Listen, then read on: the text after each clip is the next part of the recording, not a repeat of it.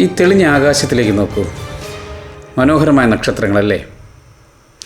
നിങ്ങളീ കാണുന്ന നക്ഷത്രങ്ങളും ഗ്രഹങ്ങളും സൂര്യനും നിങ്ങളും ഞാനും മറ്റെല്ലാ വസ്തുക്കളും ചേർന്നാലും പ്രപഞ്ചത്തിൻ്റെ 5% മാത്രമേ ആകുന്നുള്ളൂ. പിന്നെ ബാക്കി 95% എന്താണ്? അവയെക്കുറിച്ചാണ് ഞാനിന്ന് സംസാരിക്കുന്നത്. അവയാണ് ഡാർക്ക് മാറ്ററും ഡാർക്ക് എനർജിയും. സയൻസിലെ ഏറ്റവും മിസ്റ്റീരിയസ് എന്ന് വിശേഷിപ്പിക്കാവുന്ന ഒന്നാണ് ഡാർക്ക് മാറ്ററും ഡാർക്ക് എനർജിയും. ഇവ പ്രപഞ്ചത്തിലാകമാനം വ്യാപിച്ചു കിടക്കുന്നു. ഇവ മറ്റു ദ്രവ്യങ്ങളുമായി ഗ്രാവിറ്റി വഴി മാത്രം ഇൻട്രാക്ട് ചെയ്യുന്നു. ഇവയുടെ അളവ് മറ്റ് ദ്രവ്യങ്ങളെ അപേക്ഷിച്ച് വളരെ വളരെ കൂടുതലാണ്. ഫ്രിറ്റ്സ്കിയെ ഡാർക്ക് മാറ്ററിൻ്റെ പിതാവായി അറിയപ്പെടുന്നു. സ്വിഗി ഒരു സ്വിസ് അസ്ട്രോണമറായിരുന്നു. ഗാലക്സി എന്താണെന്ന് നിങ്ങൾക്ക് എല്ലാവർക്കും അറിയാം. കോടിക്കണക്കിന് നക്ഷത്രങ്ങളുടെ സമൂഹമാണ് ഗാലക്സി. നമ്മുടെ ഗാലക്സിയാണ് മിൽക്കി വേ. ഇത്തരത്തിലുള്ള ഗാലക്സികളുടെ ഒരു കൂട്ടായ്മ, 100 തൊട്ട് 1000 വരെയുള്ള ഗാലക്സികൾ ഗ്രാവിറ്റേഷണൽ ഫോഴ്സിനാൽ ബന്ധിതമായാൽ അവയെ വിളിക്കുന്ന പേരാണ് ക്ലസ്റ്റർ ഗാലക്സി.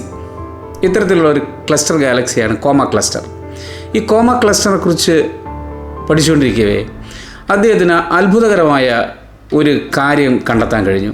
എന്താണെന്ന് വെച്ച് കഴിഞ്ഞാൽ, ഈ ക്ലസ്റ്റർ ഗാലക്സിയിലെ ഗാലക്സികളെല്ലാം അതിവേഗം കറങ്ങിക്കൊണ്ടിരിക്കുകയാണ്. അവയുടെ വേഗത 1000 km/s അപ്പുറത്തുണ്ടാകും. ഈ ഗാലക്സികളുടെ ഉയർന്ന വേഗത്തിലുള്ള കറക്കം കൊണ്ട് അവ തെറിച്ചു പോകാൻ സാധ്യതയുണ്ട്. തെറിച്ചു പോകാതെ അവിടെ നിലനിൽക്കണമെങ്കിൽ അതിനുള്ളിലുള്ള മറ്റ് ഗാലക്സികളുടെ മാസ് വളരെ കൂടുതലായിരിക്കുകയും അവയുടെ ഗ്രാവിറ്റേഷണൽ പുൾ മൂലം ഇവയെ പിടിച്ചു നിർത്താൻ കഴിയുകയും വേണം. അതിനുള്ളിലുള്ള ഒബ്സർവബിൾ മാസ് നാം കണക്കാക്കി കഴിഞ്ഞാൽ അവയ്ക്കൊരിക്കലും ഇത്രയും വേഗതയിൽ പോകുന്ന ഗാലക്സികളെ തെറിച്ചു പോകാതെ പിടിച്ചു നിർത്താൻ കഴിയില്ല. ഇതേതുപോലെയെന്ന് വെച്ച് കഴിഞ്ഞാൽ, നമ്മളൊരു കേക്ക് അല്ലെങ്കിൽ ഒരു പിസ്സ ഒരു റൊട്ടേറ്റിംഗ് ടേബിളിൻ്റെ മുകളിൽ വെച്ചിരിക്കുന്നത്. ഈ റൊട്ടേറ്റിംഗ് ടേബിൾ കറങ്ങിക്കൊണ്ടിരിക്കുമ്പോൾ പിസ്സയും കൂടെ കറങ്ങും. ഈ ടേബിളിൻ്റെ സ്പീഡ് കൂടുന്നതനുസരിച്ച് പിസ്സയിലെ വശങ്ങളിലുള്ള ഭാഗം അടർന്ന് തെറിക്കാൻ തുടങ്ങും. ഇതേപോലെയാണ് ഈ ക്ലസ്റ്റർ ഗാലക്സിയിലെ ഗാലക്സികളുടെ കറക്കു.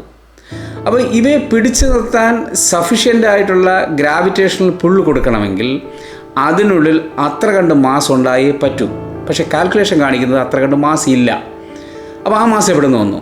ആ മാസ് വന്നിരിക്കുന്നത് അവിടെയുള്ള ഡാർക്ക് മാറ്ററാണ്. കണ്ണുകൊണ്ട് കാണാൻ കഴിയാത്ത വളരെ വളരെ മാസീവായിട്ടുള്ള ഈ ഡാർക്ക് മാറ്ററാണ് ഇവയെ ഗ്രാവിറ്റേഷൻ ഉപയോഗിച്ച് പിടിച്ചു നിർത്തുന്നത്, തെറിച്ചു പോകാതെ പിടിച്ചു നിർത്തുന്നത്. ഡാർക്ക് മാറ്റർ ഉണ്ട് എന്ന നിഗമനത്തിലെത്താൻ കാരണമായ മറ്റൊരു പ്രതിഭാസം കൂടെയുണ്ട്. അതിന് വിളിക്കുന്ന പേര് ഗ്രാവിറ്റേഷണൽ ലെൻസിങ് എന്നാണ്. വെള്ളത്തിലൂടെയോ ഗ്ലാസ്സിലൂടെയോ പ്രകാശം കടന്നു പോകുമ്പോൾ അത് ബെൻഡ് ചെയ്യും എന്ന് നിങ്ങൾക്കറിയാം. അങ്ങനെ ബെൻഡ് ചെയ്യുന്നതുകൊണ്ട് അതിലൂടെ നാം കാണുന്ന ഇമേജുകൾ സ്ട്രെച്ച്ഡായോ അല്ലെങ്കിൽ ബെൻഡായോ കാണപ്പെടും. ചിലപ്പോൾ മൾട്ടിപ്പിൾ ഇമേജസായും നാം കാണാറുണ്ട്. അതുപോലെ ലൈറ്റിനെ ബെൻഡ് ചെയ്യിക്കാൻ ഗ്രാവിറ്റേഷന് കഴിയും. വളരെ സ്ട്രോങ് ഗ്രാവിറ്റേഷൻ മൂലം സ്പേസ് കർവ്ഡ് ആകുന്നു. ഈ കർവ്ഡ് സ്പേസിലൂടെ സഞ്ചരിക്കുന്ന ലൈറ്റും കർവ്ഡ് ആയിരിക്കും. ഇതിന് വിളിക്കുന്ന പേരാണ് ഗ്രാവിറ്റേഷണൽ ലെൻസിങ്. ഇത് പ്രെഡിക്റ്റ് ചെയ്തത് ആൽബർട്ട് ഐൻസ്റ്റീൻ ആണ്.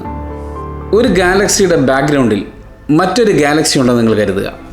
നാം ആ ബാക്ക്ഗ്രൗണ്ട് ഗാലക്സിയെ ഒരു ടെലിസ്കോപ്പിലൂടെ വീക്ഷിക്കുമ്പോൾ ഈ ബാക്ക്ഗ്രൗണ്ട് ഗാലക്സിയുടെ മൾട്ടിപ്പിൾ ഇമേജസ് ഒരു റിംഗ് സ്ട്രക്ചറായിട്ട് കാണാൻ കഴിയും. അതിന് കാരണം ഞാൻ നേരത്തെ പറഞ്ഞ ഗ്രാവിറ്റേഷണൽ ലെൻസിങ് ആണ്. അതായത് ബാക്ക്ഗ്രൗണ്ട് ഗാലക്സിയിലുള്ള ലൈറ്റ് ഫോർഗ്രൗണ്ട് ഗാലക്സിയിലൂടെ വരുമ്പോൾ ഫോർഗ്രൗണ്ട് ഗാലക്സിയിലെ മാറ്ററിൻ്റെ പ്രസൻസ് മൂലം, തീവ്രമായ ഗ്രാവിറ്റേഷണൽ പ്രസൻസ് മൂലം ആ ലൈറ്റ് ബെൻഡ് ചെയ്യുകയും ബാക്ക്ഗ്രൗണ്ട് ഗാലക്സിയുടെ മൾട്ടിപ്പിൾ ഇമേജസ് ചില സമയങ്ങളിൽ ഒരു റിംഗ് സ്ട്രക്ചറായിട്ട് തന്നെ കാണാറുണ്ട്.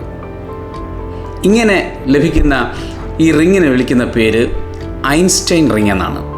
പല ഗാലക്സികളിലും ഗ്രാവിറ്റേഷണൽ ലെൻസിങ് മൂലമുണ്ടാകുന്ന ലൈറ്റിൻ്റെ ബെൻഡിങ്ങിൻ്റെ തോത്, അവിടെയുള്ള ഒബ്സർവബിൾ മാസ് വെച്ചുകൊണ്ട് നമുക്ക് വിശദീകരിക്കാൻ കഴിയുന്നതല്ല.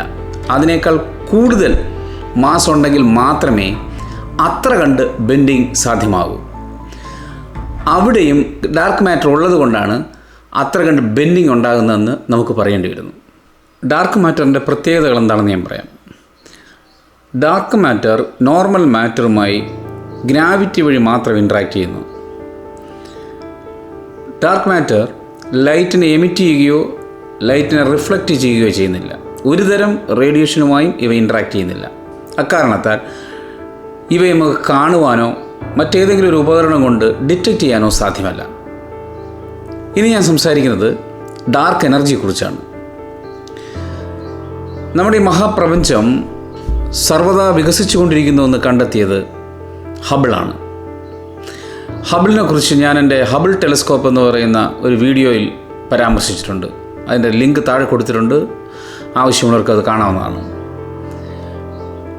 പ്രപഞ്ചം വികസിക്കുക എന്ന് പറഞ്ഞാൽ യൂണിഫോമായിട്ടല്ല അതിൻ്റെ വികാസം.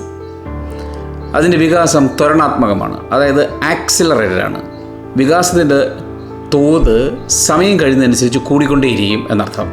പദാർത്ഥങ്ങളെ തമ്മിൽ അടുപ്പിക്കുന്ന ഫോഴ്സാണ് ഗ്രാവിറ്റി. അപ്പോൾ ഈ ഗ്രാവിറ്റി ഇവിടെ ഉണ്ടായിരിക്കെ എന്തുകൊണ്ട് ഈ നക്ഷത്രങ്ങളും ഗാലക്സികളും പരസ്പരം അകന്നു പോകുന്നു?